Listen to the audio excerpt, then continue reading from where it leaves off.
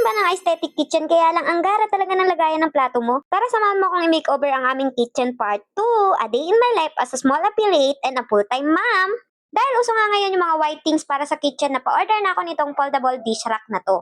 Para bang di talaga kami nakatira sa paggawaan ng semento guys. Talagang ang lakas ng loob ko magputi na dish rack. Papagurin ko na naman talaga yung sarili ko maglinis nito guys. And by the way guys, napaka-affordable lang nito. And ang nagustuhan ko dito ay napaka-easy niya i-assemble. And kung nakikita nyo dito sa video, yung husband ko yung nag-assemble niyan. Kasi syempre 'di ba, taga-video lang talaga tayo palagi.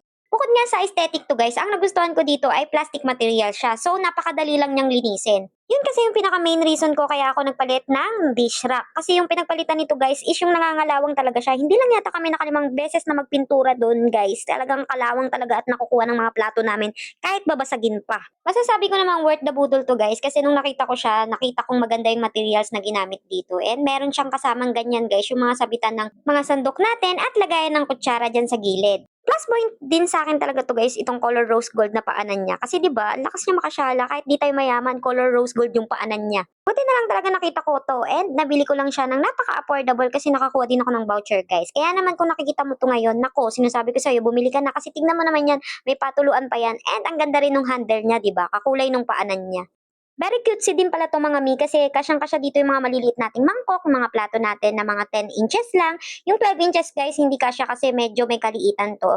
And makikita nyo naman yan dyan sa sizes ng pagbibilan mo dito sa link na ilalagay ko. And yan guys, nakita nyo naman, di ba, may magnet pa siyang kasama para hindi siya mabubuksan agad-agad or kapag nalimutan mong isara, magma-magnet lang siya. Ayan yung pinakaloob niya guys. Tingnan nyo naman, napaka-aesthetic niyan.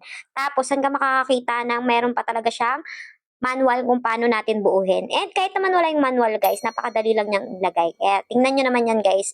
Ganyan siya in person talaga. Kung what you see, it's what you get. Color gray din pala guys yung pinto niyan. Tapos color rose gold din yung handle niya. Tapos may magnet pa. Dahil nga color white to guys, bumagay talaga siya sa aesthetic wallpaper na dinikit ko dito nakaraan dito sa kitchen namin. And ganyan pala yung length niya guys or width niya.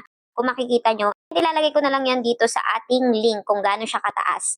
Yan guys, may kasama siyang ganyan, yung lagayan ng baso. Makikita mo talaga na napakaganda at affordable lang ito. Kaya naman kung ikaw, kung gusto mo rin mag-upgrade ng dish rack nyo, bumili ka din nito guys habang mura pa dyan sa yellow basket natin. So yun lang. Sana may natutunan kayo at nagandahan kayo dito. Check out na habang mura pa. So yun lang. See you on our next video. God bless!